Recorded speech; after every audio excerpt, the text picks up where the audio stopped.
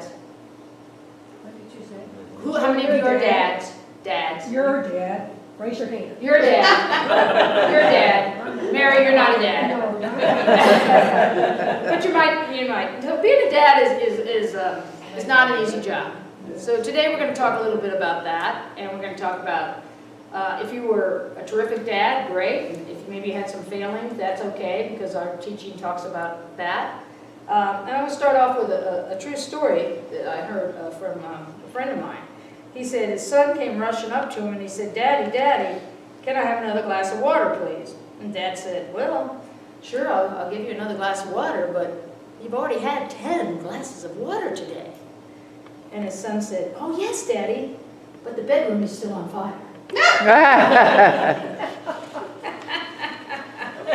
So, it's not easy being a dad. Now, Dave Barry is a humorist, this is what he has to say about Father's Day. "I've never been totally sold on the concept of Father's Day. For one thing, it was officially declared a national holiday by Richard Nixon, so it might not even be legal." So it is true, in 1972, Nixon did declare it. Initially, it started in 1910. Anybody know the history? That's why I like to do these talks, because I learn the history. In 1910, Father's Day was started by a daughter. Her name was Sonora Dodd, and she said, "Too much attention to moms. My dad has taken care of me since my mother died in infancy, so I think we should have Father's Day." So in 1910, in Spokane, Washington, 27-year-old Sonora Dodd proposed it. The movement grew, but it didn't gain national status until 1924. Calvin Coolidge said, "Well, we need to establish this as a day because we want more intimate relations between fathers and their children, and we need to impress upon fathers the measure of their obligations." Well, since that time, we all know Father's Day has become very important. 3/4 of Americans study it. You may dearly love your dad. You may be one of those people who are on Facebook that say, "Oh my God, I had the greatest father in the whole wide world. I miss him." Or you may have had a father where maybe you had some issues. So we're going to talk about a little bit of both. A few Father's Day facts. Father's Day is the 4th biggest day for sending greeting cards. After Father's Day in Germany, men drink all day at the beer gardens. So there you go, dads. There's something to talk about. So when I signed up, we sign up like 4 weeks in advance. We organize our speakers, our guest speakers, and our board, and Mimi, and everybody who wants to volunteer their great messages. So I signed up. I said, "I'll take June 19th. Well, when I realized it was June 19th, I have to admit I had a bit of trepidation, because let me just say, Ed Daley, and I brought his picture, World War II captain, he would not be considered a Hallmark dad. Okay, and I'm going to talk about that a little bit. So for dads in the audience, if you were a terrific dad, great job. Now, if you had a few slip-ups and maybe weren't always there, give yourself a break, because kids are very resilient, and I think I'm one of those resilient kids. Growing up, in my eyes, Ed Daley, his name was Edward Donald Daley, he had quite a few shortcomings, in my opinion. Although he was a very hard-working professional man, his energies, and most of my mother's, were primarily on drinking and socializing outside of the home, which did not leave them a lot of time for Don Daley, my oldest brother, Dick Daley, my next brother, and me. Dee. I was called Dee. So we were Don Daley, Dick Daley, Dee Daley. So Dad was often stressed, and he had a bit of a temper. He didn't believe in family dinners because he said that the kids annoyed him. So we never had a family dinner. TV trays were the way of life. Now, he loved me, but frequently, true story, he would tell people, and sometimes even me, that boys are better than girls. But Dad was born in 1914, so got to give him a little break, right? That was a different era. And I would say, I don't think you should tell me that. I might have to be in therapy when I'm Yeah, old. I may have to spend $200,000 in therapy over this. But he did tell me I was smart. I think that was the ace in the hole. He would always say, you know, you are really smart, Dee Dee. He said, I think you're the smartest of all of them. And then he'd say, but I don't want you to go to college because you just need to get married. Well, we all know how that went. I never married a man. So, you get the picture. So when I realized I had signed up for Father's Day, I'm like, oh no, that's not good. What am I going to do? And then I had an epiphany. My dad's story is actually very relevant to what we teach and what we learn here. Because what we teach here is that releasing old thought patterns, those things that just grind at us, that aren't serving us, we can let them go. With work and a little therapy, we can work on our thoughts because we have the power of the mind. And that's the bottom line of our teaching. We have the power of the mind to think a little differently. Charles Fillmore says, there are opportunities everywhere, just as there have always been. Think on that. There are opportunities everywhere, just as there have always been. So when we're faced with conflict or parental problems, or you're a parent, you got kid problems, or you're an adult, you got husband problems, or you got a wife, you know, we've got to think about the opportunities. So I'm going to talk a little bit more about my dad, and then, oh, videographer, I'm moving. See how good Yes, she is ma'am. at that. All right, let's go.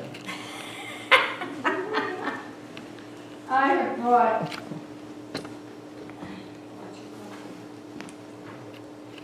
this is next week's guy. Oh, yes, we did see that. You did see that, okay. I'm sorry, I'm jumping around. I'm just going to hold on the seat All right. because I think you're going to light there eventually. How much are we paying you for this? See this? Okay, Okay. so I'm going to be talking a little bit more about Ed, but then I'm going to talk about the New Thought Founding Fathers. So I made a copy for you guys to meet some of our New Thought Founding Fathers. So this is going to be a little educational. So again, back to Charles Fillmore. He is the co-founder of Unity. He has many quotes. The quote I've chosen for this talk is, there are opportunities everywhere, just as there have always been. So the good news about my dad is he did retire from his work. He was a regional manager. He had a very good job. He worked his way up. Regional manager for the New York Central Railroad. When he did retire, his stress really dissolved, and he mellowed. So my dad and I had 20 years opportunity to build a father-daughter relationship anew. I made the effort to look at my dad with new eyes, and he did the same. So Ed Daley had many good qualities. He was a great athlete. He loved, when he was home, usually on Sunday afternoons, he loved to get outside and play baseball with my brothers and I. He taught all of us how to throw a fastball, a curveball, and how to hit them too. And I'm still pretty good at softball. So, you know, he loved to get out and do that with us. He was a very intelligent man. As I said, he worked his way up without a college education to a very important role. He had a great sense of humor. I mean, no one could tell the story better than my dad. And he was the life of the party, and he liked a lot of parties. So through all of our trials, I always loved my dad, and I always loved my mom. And I always felt loved. In the last years, he had the opportunity to show his unconditional love and his pride in my accomplishments, because I did end up going to college, and I did end up getting a master's degree, and I did end up paying for it all myself. So he said, hey, you're pretty resilient, girl. I had the opportunity to silently forgive and to thank him, because that's what our teaching's about. Thank him for the gifts he has given me. The robust work ethic. Anybody who works with me knows I'm a bit of a, whew, get it done, girl. I'm a fairly good athlete, but Gene will always beat me in pickleball. I got a lot of his, I'm thankful for his smarts that he passed on, and I'm very thankful for his sense of humor that I think walks with me every day. Dad walks with me every day with those traits. And that's what our teaching's about. I have a book, another book that I like to talk about. It's called The Unity. It's the little green Unity book. Wait a minute. Yes, if you would, Mary. I'd like to introduce this book to you because if you haven't read a lot about Unity, it's a primer. And I read it a lot, and it helps me with my talks. And we've been buying some of these to put in the chapel, and if you want them, you know, you can certainly, thank you. Mary doesn't want to be on. So on page 20 of this book,